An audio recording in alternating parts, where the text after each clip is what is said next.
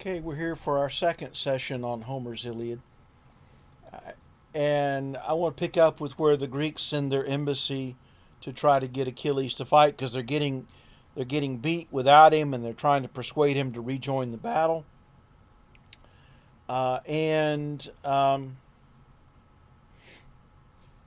In Book 9, lines 307 to 429, um, Achilles refuses their offer. Um, Agamemnon's offering him all kinds of stuff, even his own daughter, and Achilles will not have any of that. Um, there's no making things up to him at this point. Um, but the key line is toward the end of that passage, where he says, "My mother, divine silver-footed Thetis, spoke the alternative fates open to me on my way to death. Remain here and fight at the siege of Troy, forego all homecoming, yet win endless renown, or sail home to my native land, lose fame and glory, but live a long life and be spared an early end." Basically, this is the dilemma that all of the warriors in the Iliad have. Um, and it's about the heroic code by which they live, in which you exchange a life that is meaningless in itself for a death that gives life meaning, winning glory by arete, excellence, or you can also translate it as virtue. You know, the society in the Iliad is a warrior society. You win glory on the battlefield by your exploits, but they recognize that if you fight these battles one on one that we talked about in the first lesson, you fight enough of those, sooner or later you're going to get killed.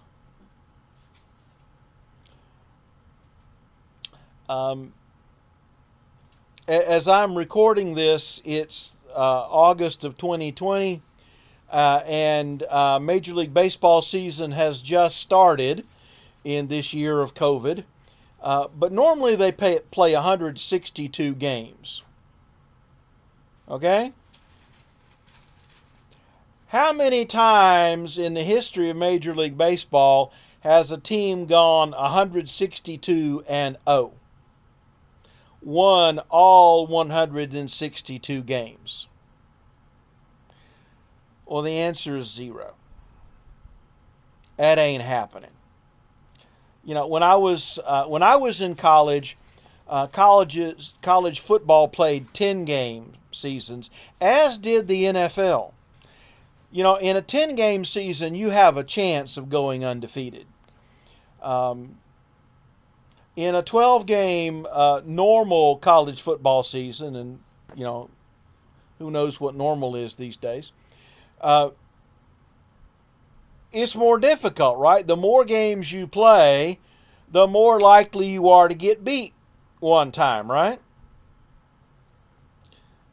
Nobody's made it through an NFL season undefeated since the 1972 Miami Dolphins.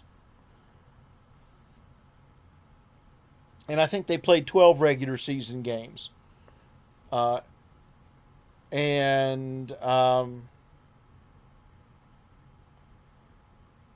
4 playoff games and the Super Bowl. 17 and 0. That's hard to do. The heroic code recognizes that you're going to die if you pursue glory this way. But in their view, it's the only way to give your life meaning. Life in itself has no meaning.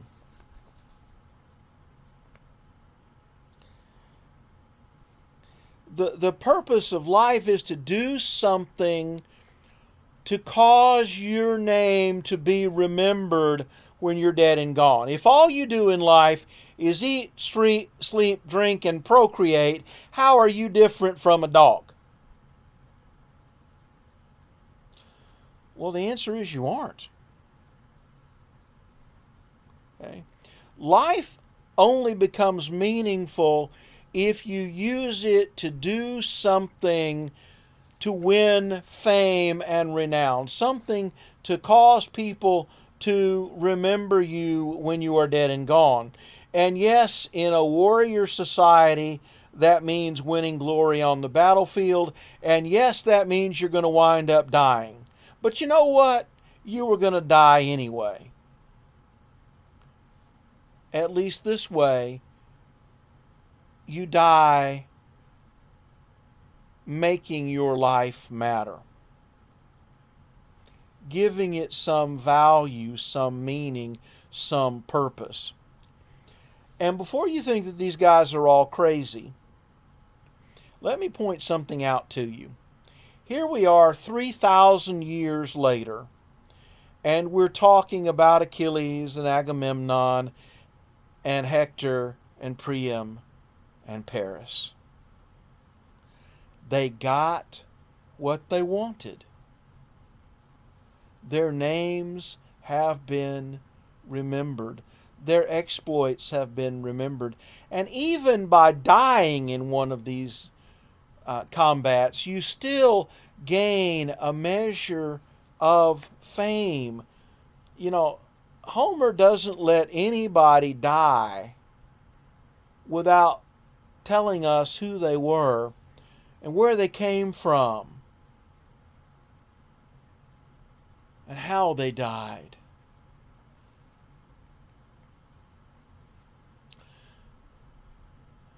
Now, to understand that heroic code, I think we also have to look at the nature of the Greek gods. After all, it's not going to take 3,000 years before my name is long forgotten.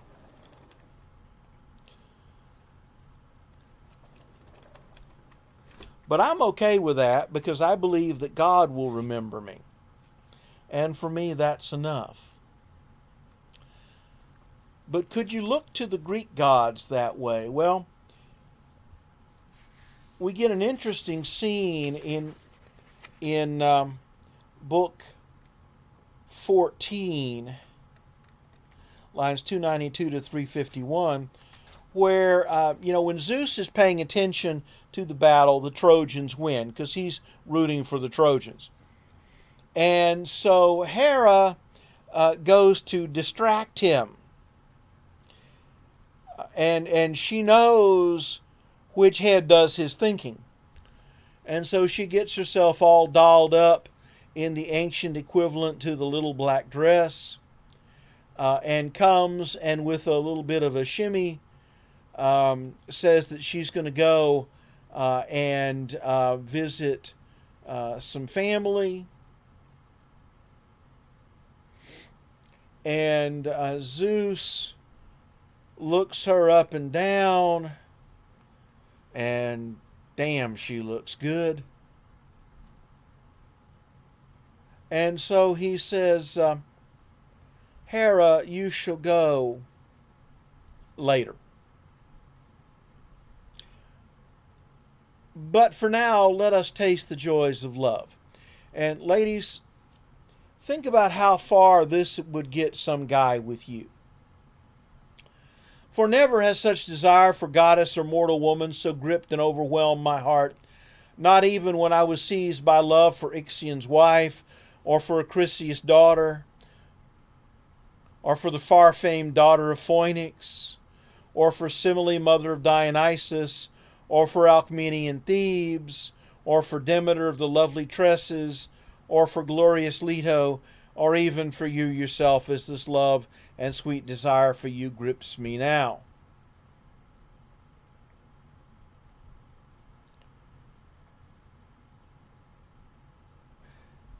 Wonder if this has the fact that Zeus gets around so much, wonder if that has anything to do with the fact that they don't get along so well. Um, Guys, newsflash, the ladies don't like it when you cheat on them any more than you like it when they cheat on you.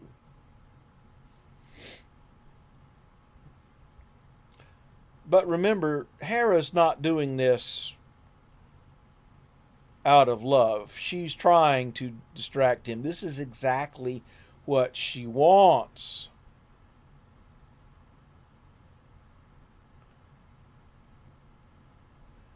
And so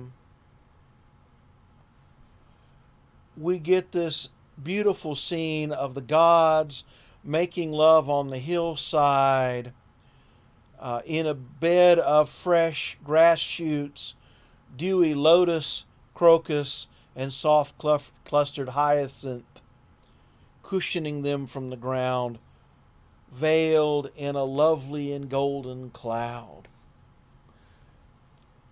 What are lotus, crocus, and hyacinth? Anybody know? Not only are they flowers, they are flowers that have a beautiful fragrance to them. So we get this scene of the gods making love on this bed of perfumed flowers, while down on the battlefield we get scenes like the one that I gave you next, where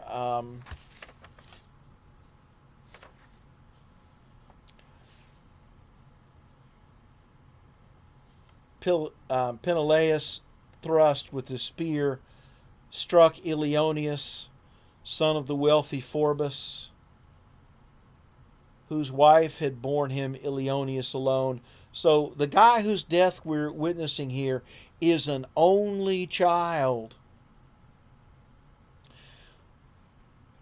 Doesn't that make his death even more poignant for his family? Peneleus struck at the eye, and the spear shaft forced out the eyeball and pierced the socket, exiting at the nape of the neck. Ilioneus collapsed, stretching out his arms, but Peneleus drew his keen sword, swung at the neck, and struck off the helmeted head.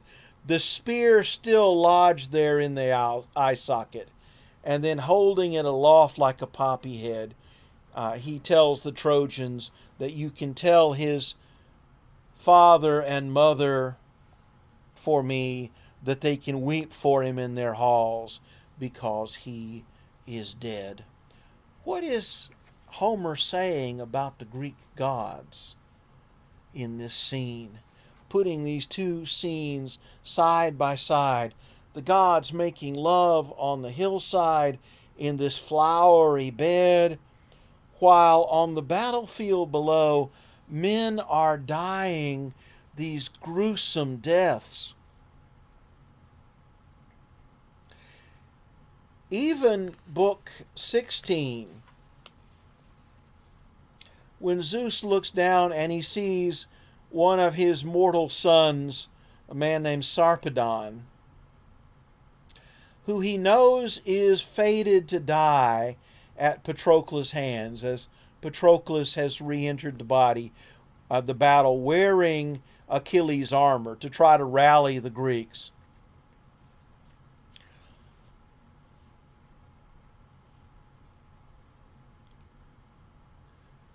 You know, unlike, we don't know our fate. We don't know when our time is up. We don't know how long our life is going to be, when we're going to die. But the gods know that about us. And he hesitates.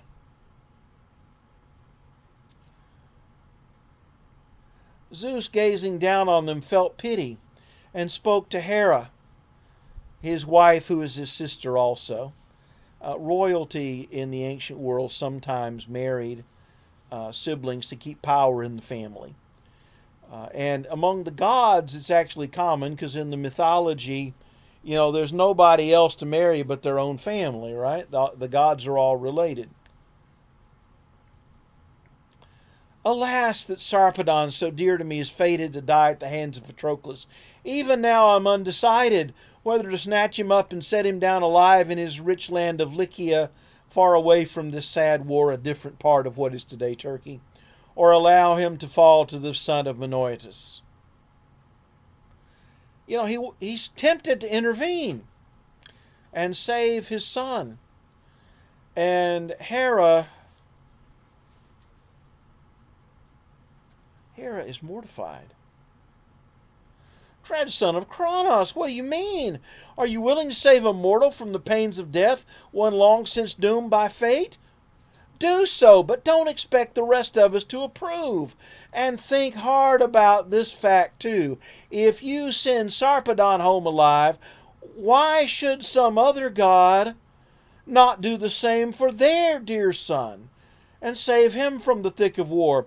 Many who fight before Priam's great city are children of immortals, and those divinities will resent it deeply. You know, you're going to cause the gods to start fighting with each other over mere human beings. Don't do that. If he's so dear to your heart and it grieves your heart, let Patroclus defeat him in mortal combat as fate has decreed. But after his spirit has departed, send death and sweet sleep to bear him away to the broad land of Lycia, where his brothers and all his kin may mark his resting place with barrow and pillar, a privilege of the dead.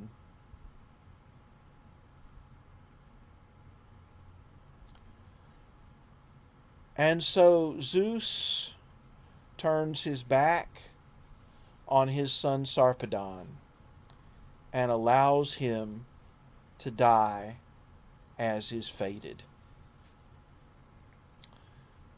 You know, the gods are watching the Trojan War the same way that I watch football or baseball on TV. You know, you watch and you root for your team, but whether my team wins or loses, I'm going to get up the next day and do exactly the same thing. It doesn't change my life. It's just a game. And to the Greek gods, it is just a game. Can you depend on gods like this to give your life meaning and value?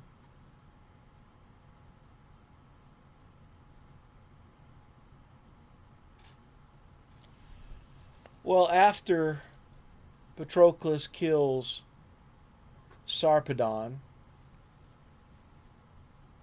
Hector in turn kills Patroclus on the battlefield. And as the custom was, he takes his weapons and armor as a prize. Now that's the weapons and armor that actually belonged to Achilles that Patroclus had been wearing in battle.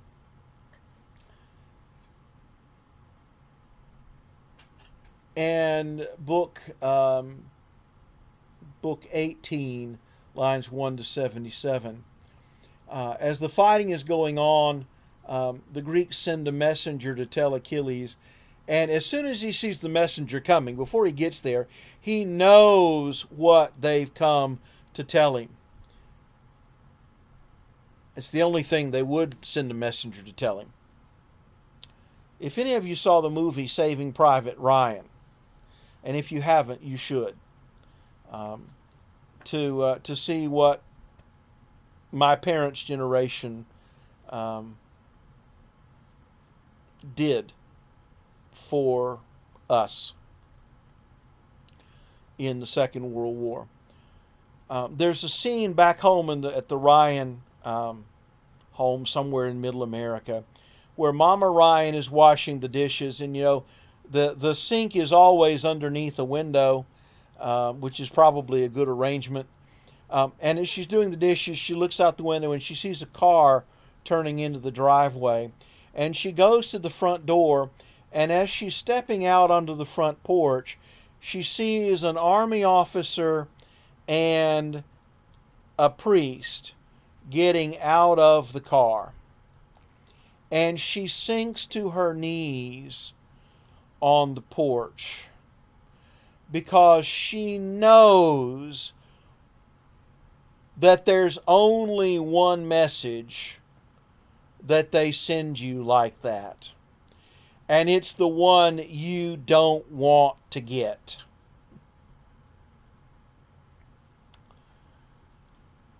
As soon as he sees this runner approaching, Achilles knows that he's coming to tell him that Patroclus is dead.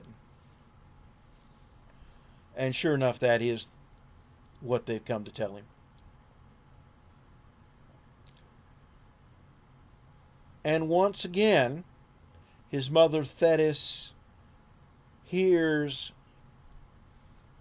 his grieving, and she comes to him. And basically asks him why you're crying. Zeus has fulfilled what you prayed for. The Trojans are defeating the Greeks. They can't win without you. Be careful what you pray for. You might get it. And Zeus explains, yeah, mother, it's true that Zeus has brought all this about, but what is that to me now? Patroclus, my dear friend, is dead. I've lost him.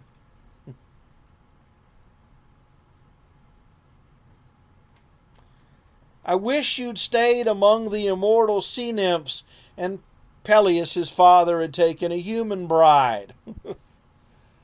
That way he would never have been born.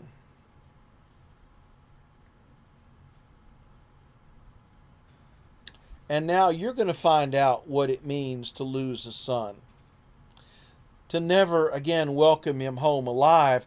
For my heart compels me not to linger among men once Hector is dead at the point of my spear. You know, he's going to avenge Patroclus' death, no matter what the cost, even if it costs him his life.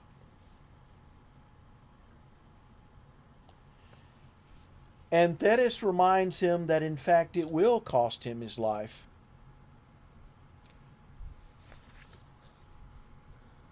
Book 18, lines 78 to 147. My child, your own death will be swiftly upon you if Hector dies, for your own doom must inexorably follow.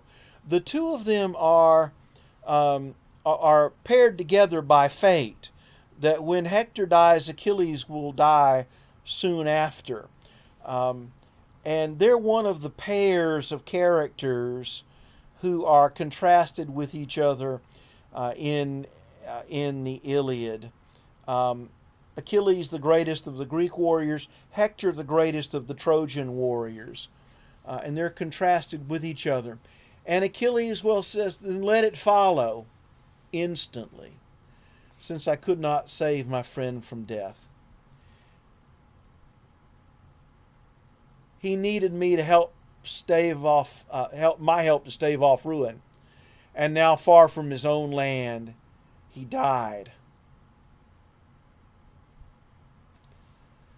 You know, Achilles blames himself. The reason Patroclus got killed is because he wasn't there to protect him.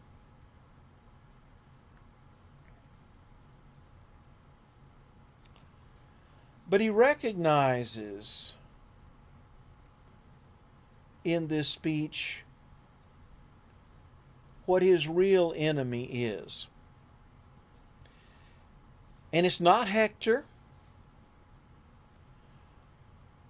and it's not Agamemnon. May discord be banished from among gods and men, all that enrages a man despite his wisdom, that insidious anger that rises in the breast like smoke, sweeter to it than trickling honey. It's his own anger. For I shall not now return home, and I failed to protect Patroclus and all those others, the bronze-clad Greeks, however superior the rest may be in counsel,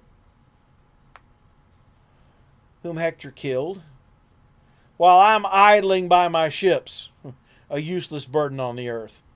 I, whom without peer in warfare among all the Greeks. You know, the others may talk a better game, but I'm the best fighter, and I know it. Agamemnon, king of men, stirred just such a rage in my heart, but all is past and done despite the pain, and we must curb the wrath in our hearts. So I will go now and find Hector, the man who killed my dearest friend, and accept death whenever Zeus and the other gods decide that I must die.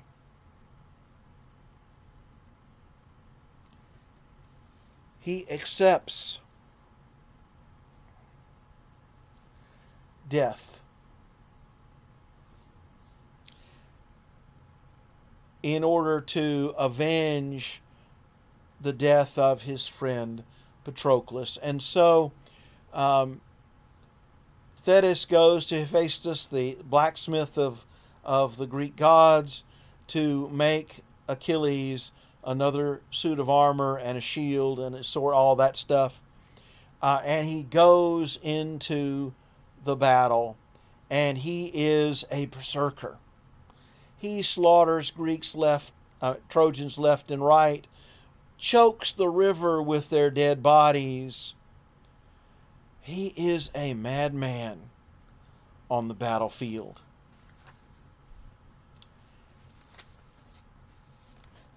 And we'll talk about where that ends